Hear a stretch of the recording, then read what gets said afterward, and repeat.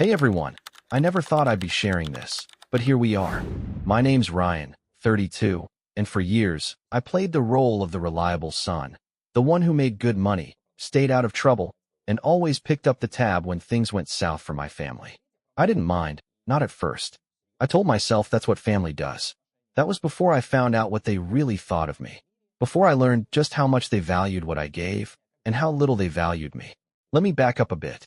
I grew up in a small Ohio town where success meant getting a decent union job, working your ass off for 40 years, and retiring with a pension if you were lucky. My dad, Steve, was a mechanic, the kind of guy who prided himself on knowing how to fix everything but never had the money to fix his own problems. Mom, Diane, worked part-time at a supermarket, but mostly she kept busy gossiping with the neighbors and making sure dinner was on the table at 6 sharp. Then there was my younger brother, Nick, golden child, local football star, had the world at his feet, until he tore his ACL senior year. After that, things spiraled. He got into pills, then harder stuff, and by 26, he was a regular on the mugshot pages. And then there was me, the quiet one, the kid they forgot about unless they needed help setting up their new TV or finding that Google thing on their phones. I got into tech young. Spent my teenage years buried in coding forums while my classmates were sneaking beers behind the football bleachers. My high school barely acknowledged computers existed, so I taught myself. YouTube, trial and error, long nights debugging while everyone else partied. By 21, I had landed my first remote job with a tech startup. By 24, I was making 6 figures. By 26, I was earning more than my dad had in his best year, and he never let me forget how unfair that was. It started small. Mom needed help with groceries one month. Dad's truck broke down the next. Then it was Nick, fresh out of rehab, needing a place to stay. I told myself it was temporary, just until they got back on their feet. But temporary stretched into years, and soon, I was paying their mortgage, covering bills, and bailing Nick out more times than I could count. I didn't complain, not really. It felt good, being the one who could help. Besides, they were family.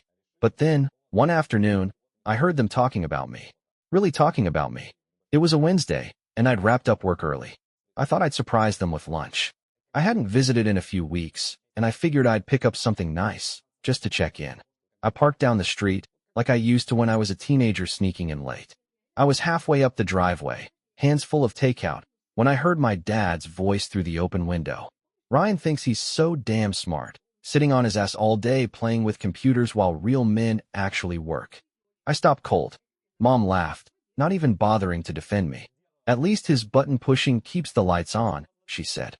Nick chimed in then. Yeah, until he finds some girl who drains his bank account. Then what? No way he can keep this up forever. He's got no real skills, nothing practical.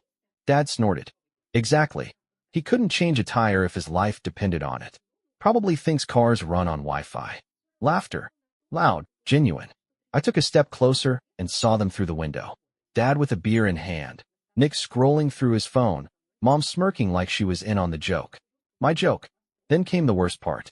Anyway, Mom said, sipping her coffee, we should probably be nice to him for another month or two. We still need him to cover Nick's legal fees. My stomach dropped. So that's what I was to them. A paycheck. A safety net. Never a person, never a son. Just an ATM that happened to breathe. I stood there, takeout still in my hands, heart hammering in my chest. Every late-night transfer, every debt I had covered, every sacrifice I had made, it was all a joke to them. I felt something snap inside me, something that had been holding on for years. I placed the food down on the welcome mat, took a picture of it, just because. Then I turned around, walked back to my car, and drove away. They never even knew I was there. I drove aimlessly for an hour, my hands gripping the wheel tighter than necessary. My mind replayed their laughter, their words, the sheer audacity of it all. Every sacrifice I'd made, every late-night coding session to meet deadlines while they mocked me behind my back. It all hit at once. The weight of it, the absurdity of it. I ended up at an old parking lot outside the mall where I used to go as a kid. It was nearly empty, just a few cars scattered around. Their owners probably inside browsing the same stores I once wandered through in my teenage years. I parked, leaned back in my seat, and just stared at the ceiling. 9 years. 9 years of wiring money, covering bills, making sure Nick always had a place to land when he inevitably screwed up again. For what? I pulled out my phone, scrolled through my banking app, and looked at the outgoing transfers over the years. It was sickening. Mortgage payments, car repairs, rehab stints, court fees, mom's emergency credit card payments. Almost $500,000, all gone to keep them comfortable while they laughed at me, while they expected me to keep paying. I checked the balance on the shared family account I'd set up for them. $91,320. My money, my hard-earned money, sitting there for them to dip into whenever they pleased. Something hardened inside me. I transferred every last cent into my personal account. Then I closed the family account permanently. The next thing I did was log into my credit cards and look at recurring payments. My jaw clenched as I went through each one. Nick's Spotify, mom's Netflix, dad's newspaper subscription, even their damn cell phone plan. All under my name. I canceled every single one. Then I went further. I checked the homeowner's insurance policy. My name was listed as a co-signer. I called the company, had myself removed. Same with their car insurance. I was done. It took me nearly 3 hours, sitting in that parking lot, going through every single financial tie I had to them. Every thread they had latched onto over the years, every way they had woven me into their safety net, I severed. By the time I finished, I felt lighter. Like I had been walking around with chains I hadn't even noticed before, and now they were gone. I expected to feel guilt. Instead, I felt something close to peace. But the real storm hadn't even started yet. The first text came 2 days later. MOM. Hey honey, I think something's wrong with the bank account. I can't access it. Can you check? I ignored it. An hour later, another one. MOM. Ryan, the mortgage payment was supposed to come out today, but the account is empty. Did you move the money? Then, the missed calls started. First mom. Then dad. Then Nick. I ignored them all. By the evening, the messages took a different tone. Dad, what the hell is going on, Ryan? We can't get into the account. The phone bill didn't go through. Call me back. MOM, are you okay? You're scaring me. Nick, dude, I need you to cover something real quick. Call me back. When none of them got a response, they escalated. The next morning, I woke up to 18 missed calls and 2 voicemails from my mom, both frantic. Dad had left a single voicemail, low and threatening. You better pick up the damn phone, boy. I don't know what kind of game you're playing, but this ends now. And Nick? He didn't even bother with subtlety. Dude, what the hell? Mortgage is overdue, mom's freaking out, and I've got court fees. You need to fix this. Call me back. You need to fix this. That was when it hit me. They weren't even asking me for help. They were telling me to do it. Like it was my job. Like I owed it to them. I stood in my kitchen, my coffee growing cold on the counter, and stared at my phone. This was what they saw me as. Not a son. Not a brother. A resource. The doorbell rang. I checked the security camera on my phone and felt my stomach drop. It was Dad.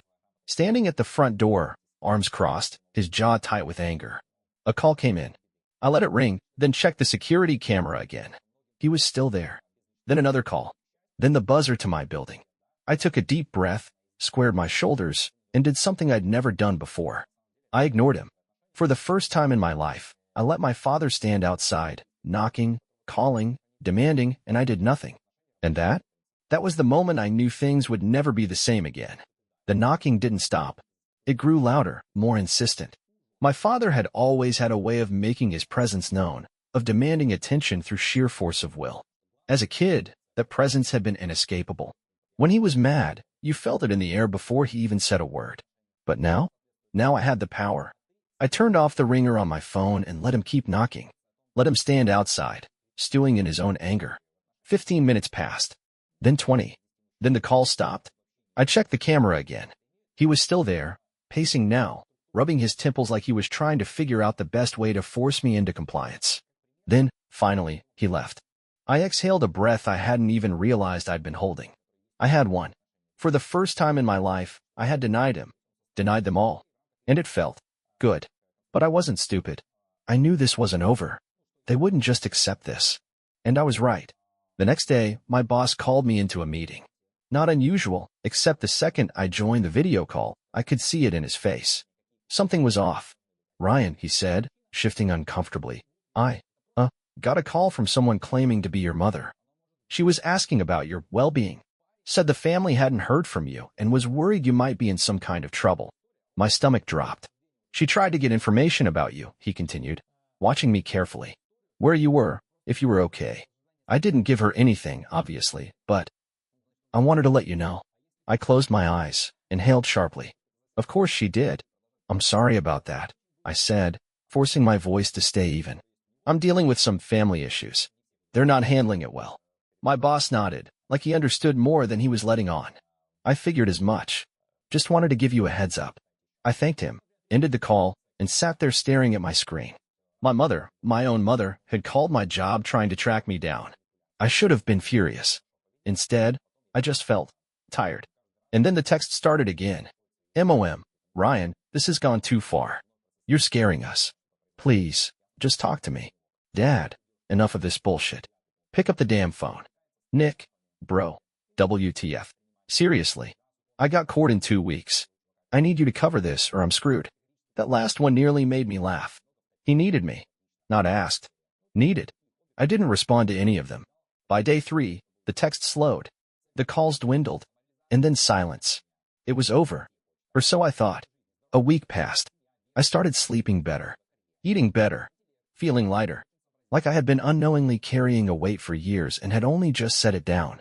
Then, one night, just as I was about to head to bed, my phone buzzed with an unknown number. I almost ignored it. Almost. But something in me, curiosity, maybe, made me pick up. I didn't even get a chance to say hello before I heard the voice on the other end. It was my brother. And he was crying. Ryan, he choked out. Please. I don't know what to do. For a brief second, something in me softened. But then he kept talking. Mom and Dad, Ryan, they're losing the house. The bank's taking it. Dad, he tried to start a business after you cut him off, and he kept up. He took out loans. He owes almost $1 million, man. They're coming after everything. I sat there, gripping my phone, heart pounding. They need your help, Nick continued. I need your help. There it was. The truth. He wasn't calling because he missed me. He wasn't calling because he realized how badly they had treated me. He was calling because they had finally run out of my money. And now, they expected me to fix it. Again. I let the silence stretch until it was unbearable. Until Nick's breath hitched, waiting for me to say something. Then, finally, I did. No. His breath stuttered. What? No. I repeated. I'm not fixing this. It's not my problem. Ryan, please, he begged. Dad's looking at lawsuits, maybe even jail. Mom doesn't know what to do. They have nothing. I have nothing. I closed my eyes. Let the weight of his words settle over me. Then I took a deep breath and said the one thing I knew he would never expect. Welcome to my world. And then, for the first time in my life, I hung up first. The silence after I hung up was almost deafening. I stared at my phone, half expecting it to ring again. Half expecting Nick to try and guilt me back into my old role, the fixer, the provider, the human safety net. But nothing came. No follow-up text. No second attempt. Just silence. And for the first time in a long time, it didn't feel like a void. It felt like freedom. I set my phone down, walked to the kitchen, and poured myself a drink. My hands weren't shaking. My stomach wasn't knotted. The weight that had been pressing on my chest for years was gone. And that's when I knew I had really done it. I had cut them off. Not just financially. Emotionally. And that was the real shift. Because for years, I had told myself I was helping them. That I was being the good son, the responsible one, the one who stepped up when no one else would. But all I had really been doing was enabling them. I had taught them to rely on me. And now? Now they had to figure it out on their own. I slept better that night than I had in years. But, of course, it wasn't over. Not yet. 2 days later, I got an email. Subject, urgent financial matter, Thomas Callahan. My father's name. I almost deleted it without opening it. But something in me, the same twisted curiosity that made me answer Nick's call, made me click. It was from a lawyer. Dear Mr. Callahan, we represent Highland Equipment Rentals in relation to an outstanding debt owed by Thomas Callahan. Our records indicate that you have previously made substantial financial contributions to Mr. Callahan's household. We are attempting to establish whether these payments are still ongoing. Please contact us at your earliest convenience. I sat back in my chair, exhaling slowly. There it is. The full consequences of my father's arrogance. I started typing. Dear Sir, I have not made any financial contributions to Thomas Callahan in over a year and have no ongoing financial ties to him. Any outstanding debts are his responsibility alone. I sent it without a second thought. And then, because I couldn't help myself, I Googled him. Thomas Callahan construction fraud. The results were worse than I expected. Local contractor accused of defrauding multiple clients. Lawsuits pending. Business license revoked. There was even a news article. Local man faces lawsuits for abandoned construction projects. And there it was, his face. My father, standing in front of a half-finished home, arms crossed, looking pissed. I skimmed the article. Apparently, after I cut him off, he had taken out loans. Big ones. Rented equipment. Hired workers. Started a business to prove he could be successful without my help. Except he wasn't successful. He was a disaster.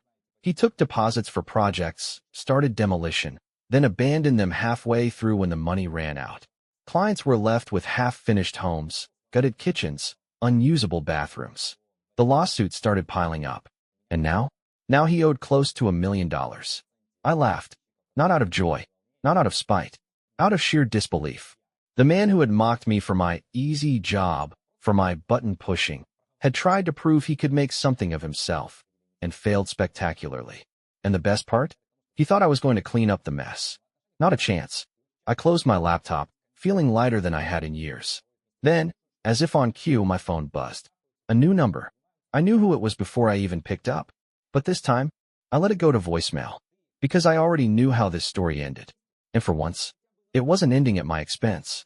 The voicemail sat there, unread, for a full day before my curiosity got the best of me. I played it on speaker as I made coffee the next morning, expecting the usual mix of guilt and anger. I wasn't disappointed. Ryan, it's your mother. I don't even know where to start. Your father, he's in trouble. Real trouble. And I know you think you don't care, but you have to. You're our son. This is serious. He could go to jail. She took a shaky breath. The bank took the house. We're staying in a motel. We have nothing, Ryan. Amy had to move back in with us because she couldn't afford rent. And now we're all crammed into this disgusting little place with nowhere else to go. I don't even know how we're going to eat next week. Oh, there it was. The real reason for the call. Money. Look, I know we've had our differences, but this is bigger than that. We need you. Please, Ryan. Please. The message ended. I stared at my phone for a long time, letting the words settle. They had nothing. No house. No savings. No safety net. And for the first time in my life, that wasn't my problem. But I wasn't heartless. So I did something I hadn't done in a year. I called her back. The phone barely rang once before she answered. Ryan. She sounded breathless, like she had been waiting by the phone. I didn't waste time. I'll pay for 3 months in a basic apartment, I said flatly. Not a nice one. Just enough to keep a roof over your head. And I'll pay for Amy to go back to school, 1 degree. No second chances. No dropouts. Silence. Then, that's it. I laughed. Yes, that's it. But your father. Not my problem. She sucked in a sharp breath. Ryan, he's your father. No, Mom. He's just a man who made bad choices. And for the first time in his life, he gets to deal with them. Another silence. Then, her voice wavered. You've really changed. I smiled. Yeah, I have. I gave her my lawyer's contact info, told her he would handle everything, and hung up before she could say another word. No more begging. No more manipulation. No more control. And for the first time in my life, I was finally free. The deal was simple. A 3-month lease for a basic apartment, tuition for Amy's degree, under strict conditions, and nothing else. No extra emergency funds. No unexpected deposits. No second chances. And they took it. Not happily, of course. My mother cried when she had to sign a contract agreeing to the terms. My sister, surprisingly, didn't fight it. Maybe she knew better. Maybe she had finally learned something. I didn't visit them. Didn't check in. Every update came through my lawyer. Clinical, detached, just the way I wanted it. And my father? My father was in jail. Fraud. He had dug his own grave, and now he was lying in it. It didn't surprise me. He had spent his entire life pretending to be a man who could make something of himself, pretending that his failures weren't his fault, but someone else's. But the world doesn't care about excuses. The world doesn't bail you out just because you think it should. And without me there to clean up his mess, he was just another washed-up contractor facing the consequences of his own arrogance. I didn't feel guilty. I didn't feel anything. But then, one day he wrote to me. It was a short letter, typed, because I guess he couldn't be bothered to handwrite it. Ryan, I know I messed up. Not just with the business, but with you. I was jealous. You made it look so easy, making all that money, while I struggled. I should have been proud. Instead, I resented you. I don't expect forgiveness, but I hope one day you'll understand. I read it once, then deleted the email. Some things don't deserve a response. A year passed, then two. I barely thought about them anymore. Amy actually stuck with school, computer science, of all things. Turns out, when she didn't have an endless safety net, she was capable of figuring things out for herself. Mom got a job. A real one. Nothing glamorous, just reception at a dentist's office, but it was something. As for me, I thrived. I got promoted, bought a house, adopted a German shepherd named Rex, then another named Max. I traveled, built things, learned Muay Thai, lived my life the way I had always wanted to, without guilt, without feeling like I owed someone my success. Because that's the thing about people like my family. They don't want you to succeed. They want you to succeed just enough that it benefits them. But the second you stop giving, they turn on you. I used to think family was everything. That blood meant something. But I was wrong. Respect is everything. And the people who truly love you, they don't just take. They don't just mock you behind your back while drinking the scotch you bought them. They lift you up. And for the first time in my life, I finally knew what it meant to stand on my own.